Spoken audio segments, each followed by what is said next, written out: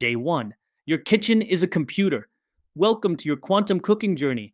Today we're starting with a simple but powerful idea. Your kitchen is actually a computer. Think about it.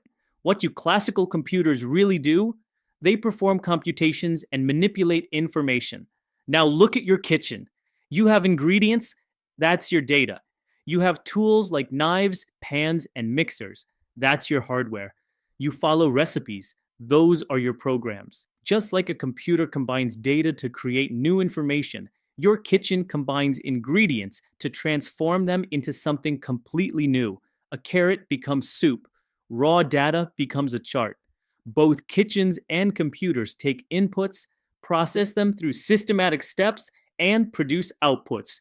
Understanding this connection will help us grasp how quantum computing works when we dive deeper tomorrow.